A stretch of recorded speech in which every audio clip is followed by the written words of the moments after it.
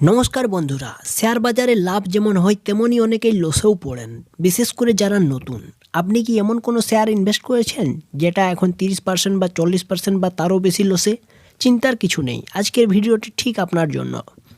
আমি আপনাকে আজ 7টা গুরুত্বপূর্ণ স্টেপ দেখাবো যেগুলো ফলো করলে আপনি ধীরে ধীরে শেয়ার বাজারের লস রিকভার করতে পারবেন এবং ভবিষ্যতে আরও বুদ্ধিমানের মতো ট্রেড বা ইনভেস্ট করতে পারবেন। ভিডিওটি একদম শেষ পর্যন্ত দেখুন, কারণ প্রতিটা স্টেপে লুকিয়ে আছে গুরুত্বপূর্ণ গাইডলাইন। তো চলুন শুরু করা যাক। আমাদের প্রথম স্টেপ কি? লসকে বিশ্লেষণ করা। কিভাবে লস বিশ্লেষণ করবেন সেটা জানুন। প্রথম স্টেপ, দেখো আপনার লসটা আসলে কতটা হয়েছে সেটা ভালো করে বিশ্লেষণ করতে হবে। শুধু বললেই হবে না যে অনেক লস হয়ে গেছে। আপনি কত টাকা ইনভেস্ট করেছিলেন আর এখন কত টাকা আছে সেটা হিসেব করে দেখুন।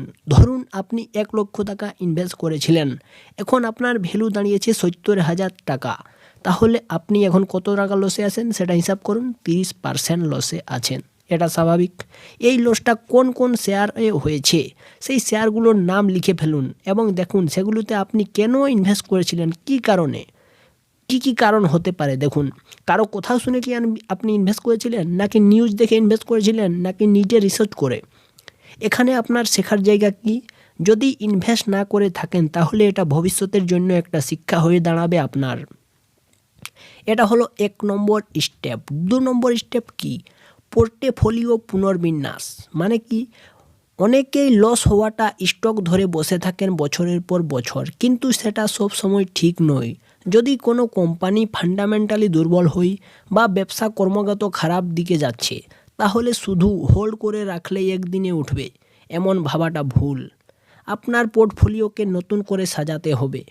যেসব স্টকগুলো ভালো কোম্পানি তাদের ধরে রাখতে হবে, কিন্তু যেগুলো ডুবে যাচ্ছে তাদের বিক্রি করে ধীরে ধীরে ফান্ডামেন্টাল ওয়ালা কোম্পানিতে সুইচ করতে হবে। একটা কথা মাথায় রাখতে হবে, হোপ ইজ নট স্ট্র্যাটেজি। দেখো, নতুন করে ইনভেস্ট করার সময় বড় বড় কোম্পানি বা স্ট্রং বিজনেস মডেল যাদের আছে সেসব কোম্পানিকে বেছে নিন। মনে রাখবেন, রিকভার করার মানেই শুধু পুরনো শেয়ারগুলোকে আঁকড়ে ধরা নয়, সময় বুঝে সিদ্ধান্ত নেওয়াটাই হচ্ছে রিকভার। দেখুন, এরপর আছে কি? এরপর হচ্ছে ধৈর্য ধরে ইমোশন কন্ট্রোল করতে হবে। এটা হচ্ছে আমাদের তৃতীয় ধাপ। দেখুন, শেয়ার মার্কেট মানেই রোলার কোস্টার রাইড, কখনো লাভ আবার কখনো ক্ষতি। কিন্তু অনেক ইনভেস্টার লস দেখেই ভয় পেয়ে যায়, প্যানিক সেল করে বসেন। এটা করবেন না। আপনি যদি লস রিকভার করতে চান তাহলে ইমোশন কন্ট্রোল করতে শিখতেই হবে। মনে রাখবেন, ফিয়ার আর গ্রিড এই দুটা জিনিসই আমাদের ভুল সিদ্ধান্ত নিতে বাধ্য করে। একদিনে আপনি লস রিকভার করতে পারবেন না, তার জন্য আপনাকে সময় দিতে হবে, ধৈর্য ধরতে হবে। কাজ যেমন ফল দেয় সময় নিয়ে, তেমনি ভালো কোম্পানিও সময় নিয়ে আপনাকে রিটার্ন দেয়, এটা মনে রাখতে হবে। স্টেপ 4 নম্বর কি হচ্ছে? 4 নম্বর স্টেপ হচ্ছে নতুন করে শিখতে হবে। যদি আপনি সত্যিই শেয়ার বাজার থেকে লাভ করতে চান তাহলে শেখার কোনো বিকল্প নেই। দেখুন, ফান্ডামেন্টালি অ্যানালাইসিস শিখতে হবে। এর সব মানে কি? কোম্পানির প্রফিট, ডেট, গ্রোথ এইসব বিষয়ে আপনাকে শিখতে হবে। টেকনিক্যাল অ্যানালাইসিস শিখতে হবে, মানে কি? চার্ট, ক্যান্ডেল, সাপোর্ট, রেজিস্ট্যান্স এইসব বিষয়ে আপনাকে পুরো শিখতে হবে। 3 নম্বর কি? ইউটিউব, বই, কোর্স বিষয়ে আপনাকে শিখতে হবে, রিসার্চ করতে হবে। আজকের দিনে এটাই হচ্ছে সবথেকে বেশি ট্রেন্ডিং। পাশাপাশি আপনাকে পেপার ট্রেডিং করে যেতে হবে, যাতে ঝুঁকি ছাড়াই প্র্যাকটিস হয়। দেখুন, বাজারে লস করে মানুষ আবার উঠে দাঁড়ায়, যারা শিখে তারাই টিকে, এটা মনে রাখতে হবে। 5 নম্বর স্টেপ কি হচ্ছে? স্ট্র্যাটেজি তৈরি করতে হবে। বিনা প্ল্যানে ইনভেস্ট করা মানেই অন্ধকারে তীর ছোড়া। এখন থেকে আপনাকে নিজের একটা স্ট্র্যাটেজি বানাতে হবে, মানে একটা প্ল্যান বানাতে হবে। আপনি শর্ট টার্ম করবেন নাকি লং টার্ম এটা নিয়ে বেশি ভাবতে হবে। কত টাকা দিয়ে শুরু করবেন এটাও ভাবতে হবে। তারপর কি হচ্ছে? প্রতিটা ট্রেডে স্টপ লস কত রাখবেন এটাও ভাবতে হবে। কিভাবে এন্ট্রি নেবেন, শুধু নিউজ দেখে নাকি অ্যানালাইসিস করে? এই সব 4টা জিনিসের উপর ধ্যান দিতে হবে। একটি নির্দিষ্ট পদ্ধতিতে কাজ করলেই কন্ট্রোল থাকবে। হঠাৎ লাভ দেখে গ্লানি আর হঠাৎ লস দেখে ভয় এইসব বন্ধ করতে হবে, তাহলেই রিকভার করা যাবে।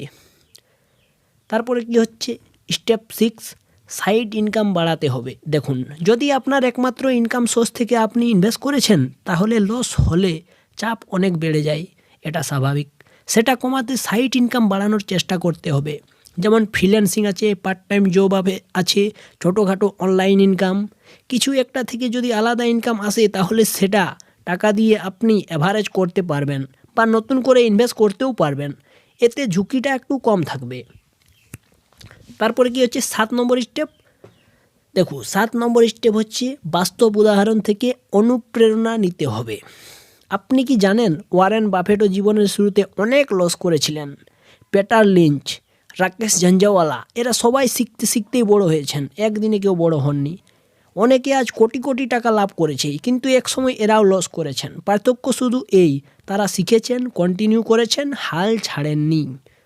তাই লস হলেও সেটা অভিজ্ঞতা হিসেবে একটা বড় শিক্ষা, ভয় নয়। শেষ কথা কি? শেষ কথা হচ্ছে দেখো, এটা ছিল শেয়ার বাজারে লস রিকভার করা 7টা উপায়। কি কি ছিল এগুলো?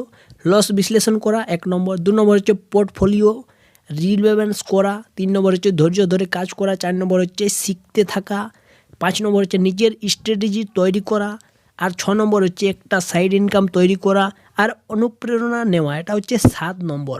দেখো এইগুলো তোমাকে ফলো করতে হবে। আর ভিডিওটি যদি উপকারে আসে তাহলে একটা লাইক দিন, কমেন্টে জানাও তুমি কোন স্টকে লস করেছো আর তুমি কিভাবে সামলাচ্ছ সেটা। আর হ্যাঁ, এরকম আরও কন্টেন্ট পেতে চাইলে চ্যানেলটিকে অবশ্যই সাবস্ক্রাইব করো। আবার দেখা হবে আগামী ভিডিওতে। ধন্যবাদ।